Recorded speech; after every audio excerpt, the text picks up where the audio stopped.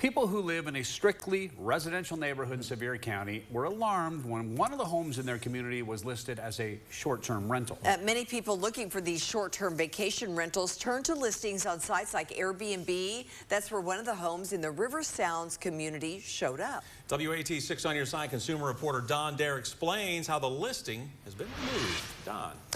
Well, Bo, it took the action of a watchful resident to get the Airbnb listing taken down.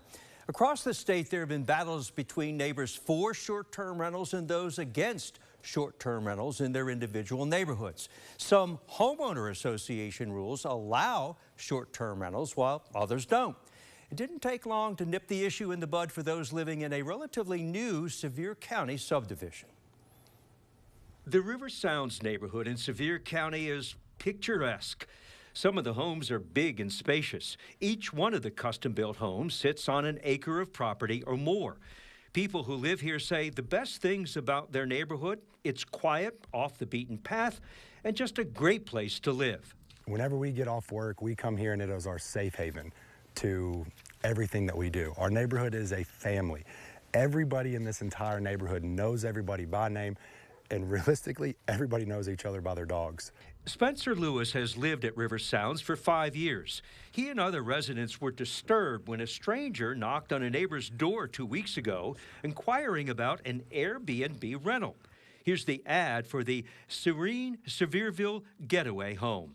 We have had one resident in our neighborhood that has put their house up for overnight rentals, and it is causing a lot of discomfort in the neighborhood. In your neighborhood here specifically, what are you concerned about with overnight rentals?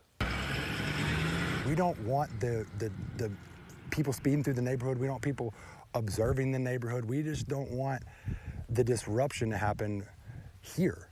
If you want to go out and stay in a hotel, stay in a timeshare, stay in a cabin up in the mountains, and you're secluded and want to be in the action-packed of it, by all means, go for it. Mr. Lewis said he didn't want to quarrel with his neighbor who placed the short-term rental ad. So he and others dug up the Declaration of Restrictions for River Sounds, the legal documents. I went out along with a couple of the neighbors and found the bylaws, found out exactly where they were at, and had reached out to the owner. The subdivision's land use clause states no commercial enterprises or for-profit businesses are allowed in the community.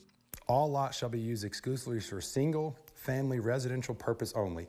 But in a decision by the Tennessee Supreme Court reached last month, the judges ruled the original covenants of a development in Middle Tennessee were too ambiguous to prohibit short-term rentals, even though the rules limited property use to residential purposes.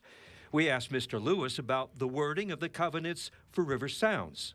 Does not say short-term rental. Doesn't say short-term rental, but when you start putting the commercial use of VRBO, Airbnb, all these different groups of organizations that do overnight rentals, that is running a business out of your home for profit.